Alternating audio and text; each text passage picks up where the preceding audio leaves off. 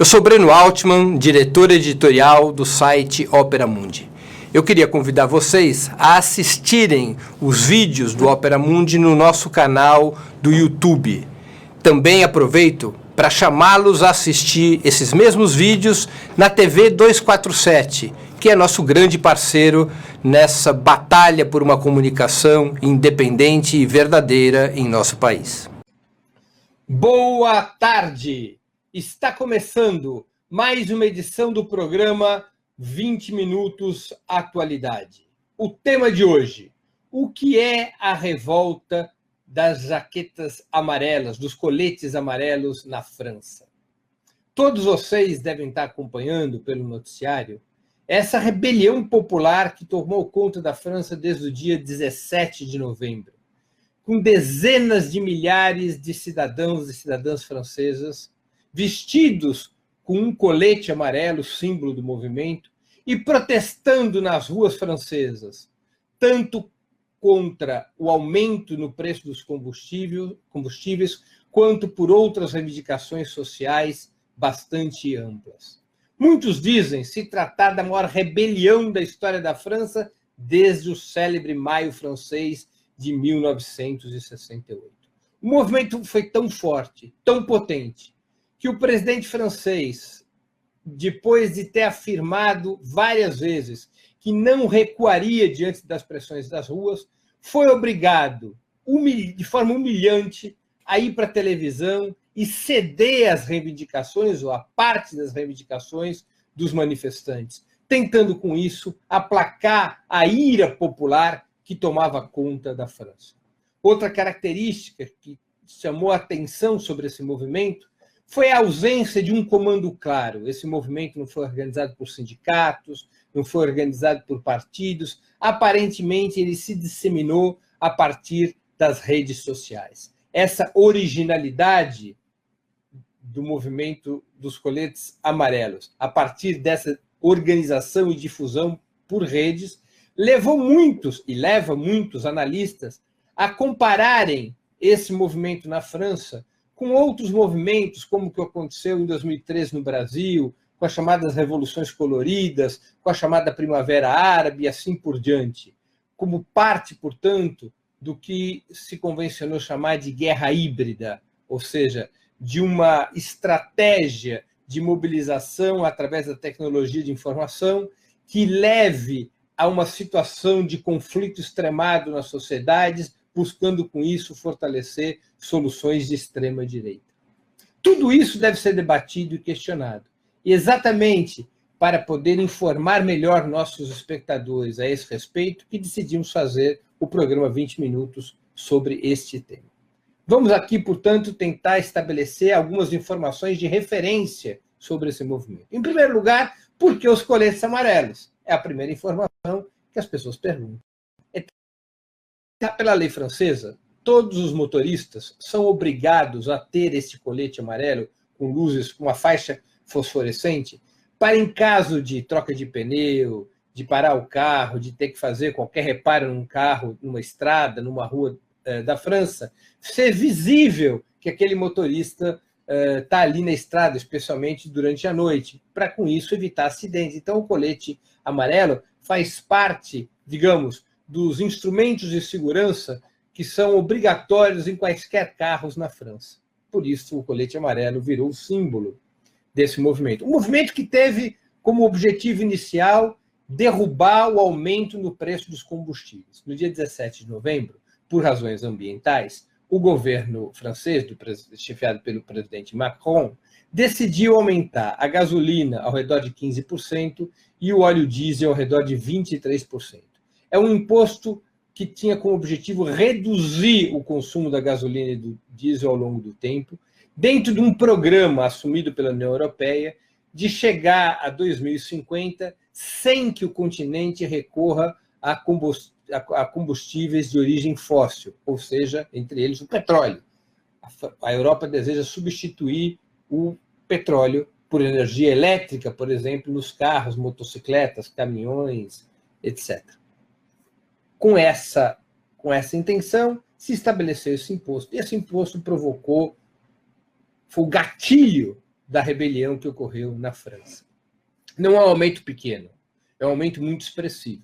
E é um aumento muito expressivo, especialmente para aquelas pessoas que dependem do carro para acessar serviços públicos, para trabalhar, e particularmente, portanto, nas cidades do interior da França.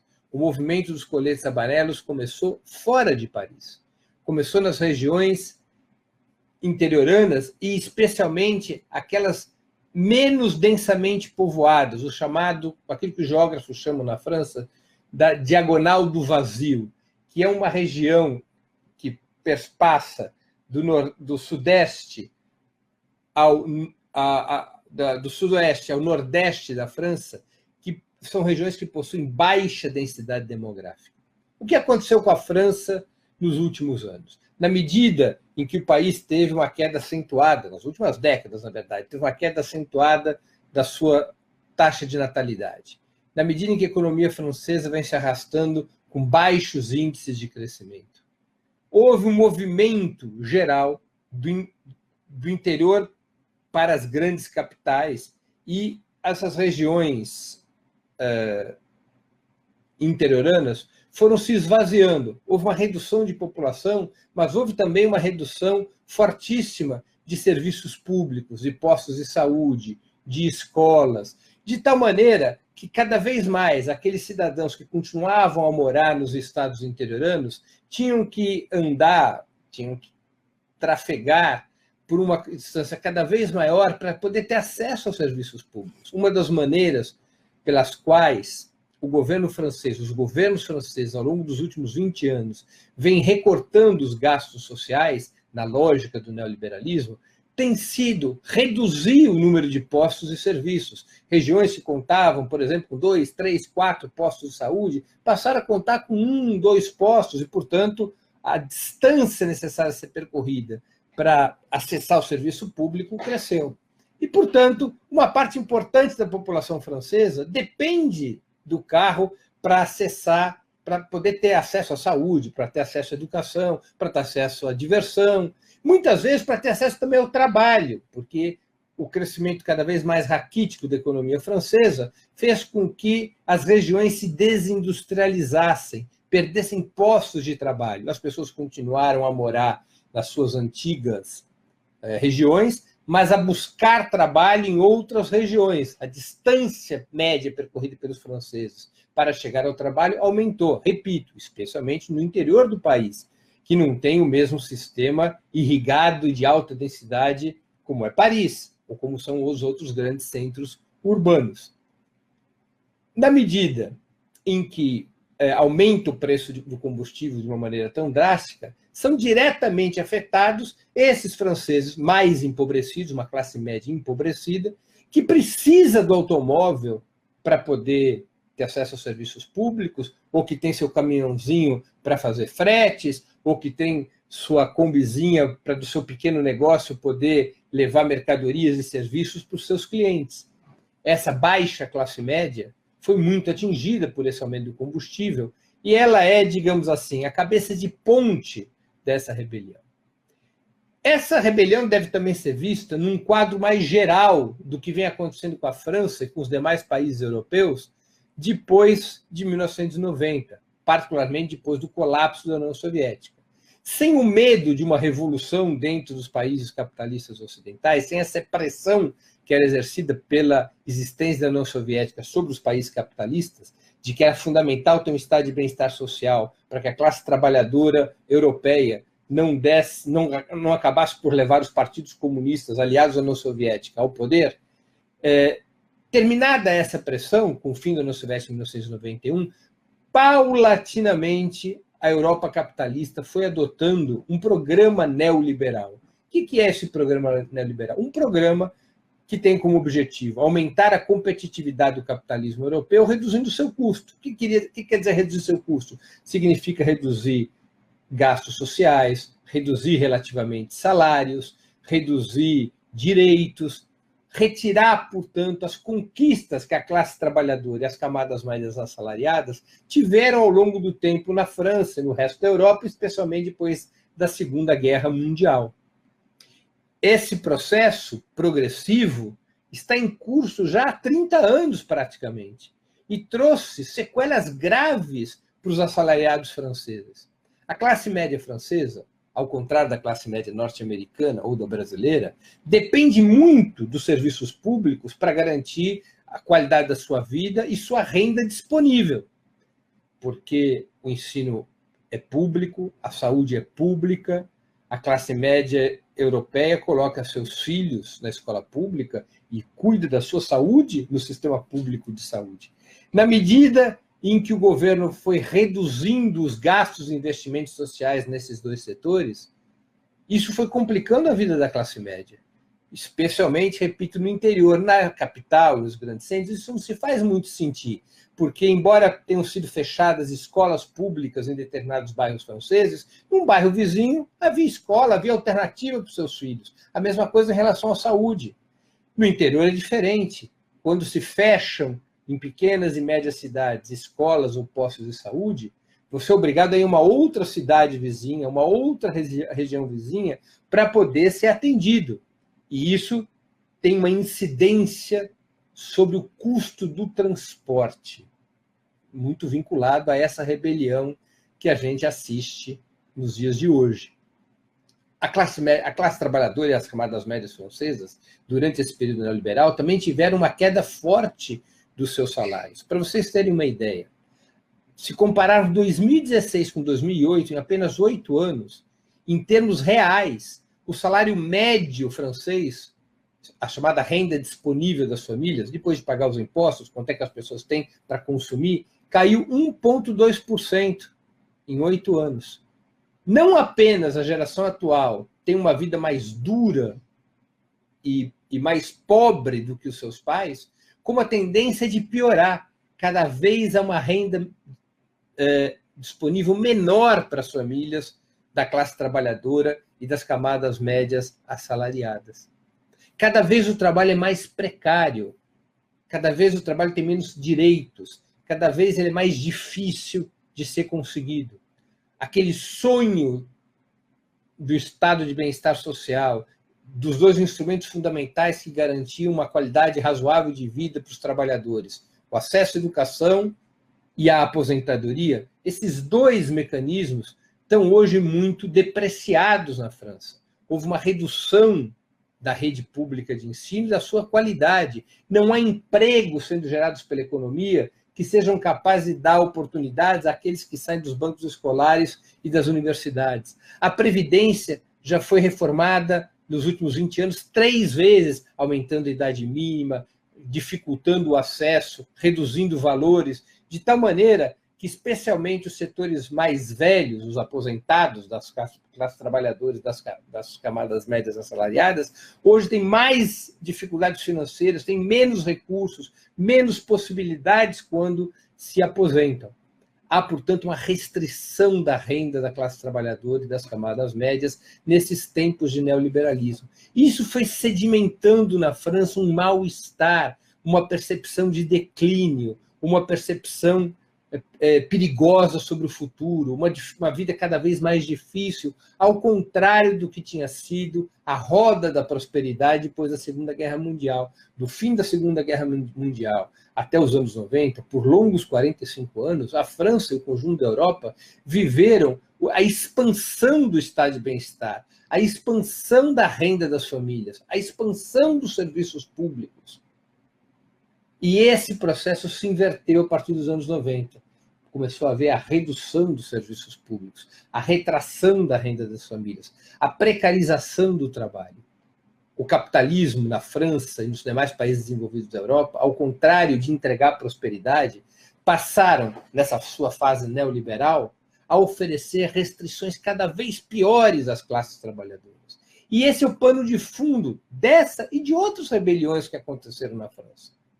O motivo foi o aumento do preço do combustível, um aumento forte do preço de combustível, que para aqueles que têm o salário já muito ajustado, que já não possuem renda disponível para fazer nada mais além de pagar as faturas para comprar comida, pagar luz elétrica, pagar telefone, que já não possuem recursos para melhorar de vida, que não possuem recursos mais para melhorar suas condições de vida, um aumento desse tipo no transporte, especialmente para quem vive no interior e usa o carro para fins de acesso ao serviço, ou usa pequenos negócios que usam caminhões, vans, peruas para o seu transporte, foram brutalmente atingidos por esse imposto. E isso deflagrou a revolta dos coletes amarelos.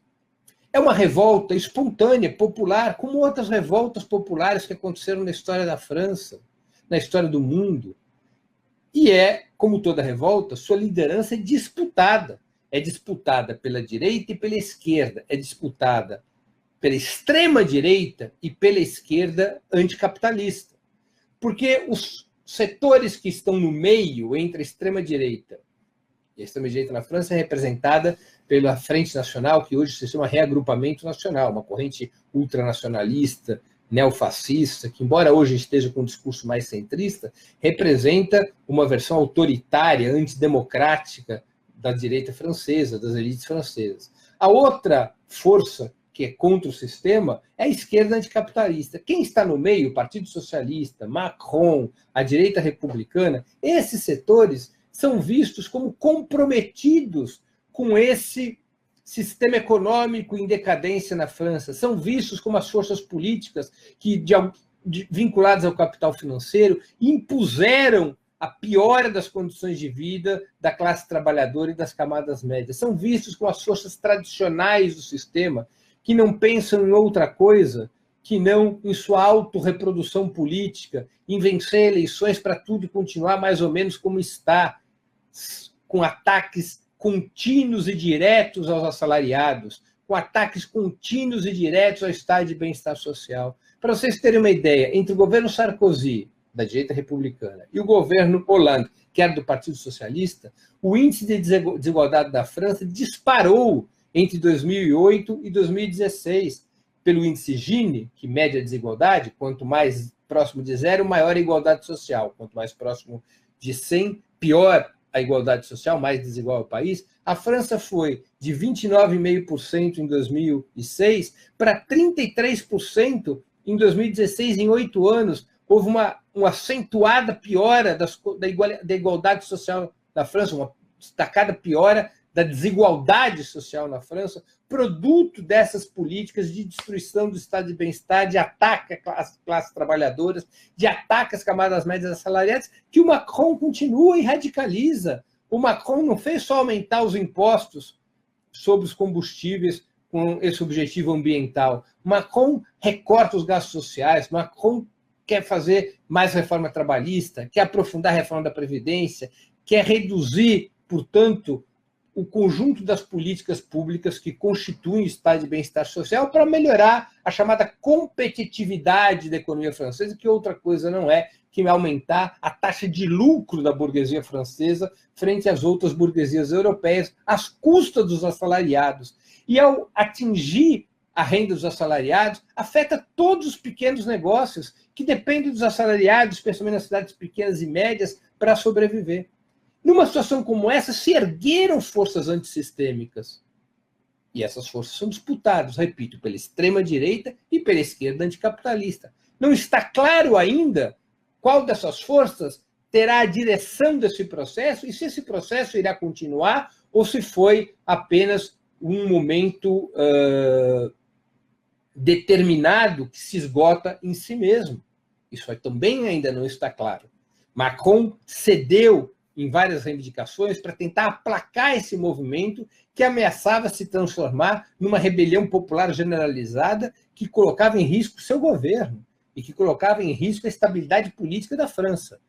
Macron, primeiramente, tentou reprimir e reprimiu duramente as manifestações, para depois, diante de protestos que não se encerravam, ele ceder e tentar acalmá-los, que é exatamente a etapa na qual se encontra a situação francesa, a ver se essas concessões serão suficientes para aplacar o movimento dos coletes amarelos. Ele suspendeu o aumento dos impostos, aumentou o salário mínimo francês em $100, que não aumentava há anos o salário mínimo francês, aumentou em 100 euros, perdão, não $100, adotou, enfim, um conjunto de medidas paliativas, um conjunto de medidas controladas para tentar atender a esses protestos.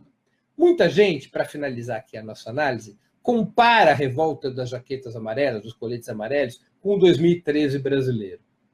Claro, a comparação é procedente em certos aspectos, mas nós temos que levar em conta que não existe uma igualdade nas condições dos países. Cada país responde às suas próprias circunstâncias. No caso específico da França, o que assiste-se claramente é uma revolta diante da deterioração do estado de bem-estar social. Não era o que vivia o Brasil em 2013. O Brasil não vivia a deterioração do estado de bem-estar social. O Brasil vivia as dores do parto, da construção de um estado de bem-estar social, que afetava favoravelmente, de uma maneira clara, os mais pobres, mas que não melhorava a vida das camadas médias em igual proporção. As camadas médias se sentiam pagando a conta da expansão do estado de bem-estar social para os mais pobres. A realidade francesa é outra, é uma deterioração generalizada do estado de bem-estar social, que afeta os pobres, a classe trabalhadora e também as camadas médias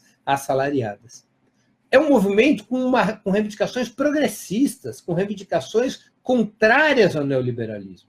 Agora, se a direção desse movimento será progressista e ajudará a derrotar o neoliberalismo na França, hoje representado por Macron, ou se haverá um outro tipo de alternativa, de caráter neofascista, autoritário, que, ao contrário de atacar o neoliberalismo, o aprofundará, especialmente oprimindo as populações minoritárias, os imigrantes, os negros, os muçulmanos na França, criando uma taxa ainda maior de sofrimento e opressão sobre a classe trabalhadora. Qual o caminho que seguirá a França durante e após essa rebelião? Aí é uma outra história, é um problema de disputa política. Em si, a rebelião dos coletes amarelos é um fator de grande repercussão e de potencial fortemente progressista. Tanto é assim que a esquerda anticapitalista francesa, liderada pela France Insoumise, França Insubmissa, a frente que agrega os comunistas, o Partido de Gauche, o Partido de Esquerda, liderado pelo ex-candidato presidencial Mélenchon. Esses setores estão engajados no apoio, na solidariedade à rebelião dos coletes amarelos, assim como a ultradireita do Reagrupamento Nacional tenta disputar sua direção com um discurso contra Macron, contra as forças tradicionais do sistema político burguês na França. Aqui encerro a exposição de hoje. Espero ter sido útil em esclarecer dúvidas e curiosidades de vocês sobre a revolta dos coletes amarelos. Antes de terminarmos o programa, 2 mensagens. Primeiro, não deixe de fazer uma assinatura de Opera Mundi no YouTube. Nessa plataforma você poderá assistir a transmissões ao vivo dos nossos programas e de todos os programas da TV Opera Mundi, bem como pesquisar e assistir edições anteriores dos nossos programas. Segunda mensagem. Não deixe de fazer uma assinatura solidária de Opera Mundi. A assinatura solidária é um pequeno valor mensal que os nossos espectadores e leitores pagam para que nós possamos ter os recursos que garantam a sustentação e a expansão de um jornalismo progressista, de qualidade, como é aquele que o Opera Mundi tenta cotidianamente realizar. Da assinatura solidária é que saem os recursos para a batalha cotidiana de ideias e informações contra a mídia de direita. Você pode fazer sua assinatura solidária, pode obter informações sobre a assinatura solidária e realizá-la no endereço www.operamundi.com.br/apoio. Eu vou repetir. Assinatura solidária, o endereço é www.operamundi.com.br/apoio. Aproveite que você está recebendo seu 13º, recebeu a primeira metade no dia 30 de novembro, a segunda no dia 15 de dezembro, e destine uma pequena parte desse 13º para colaborar com a imprensa alternativa, para fazer sua assinatura solidária de Opera Mundi. Nós voltaremos a nos ver na próxima terça-feira. Um grande abraço a quem nos acompanhou nessa sexta-feira e até a próxima terça, com o 20 Minutos de História. Um grande abraço.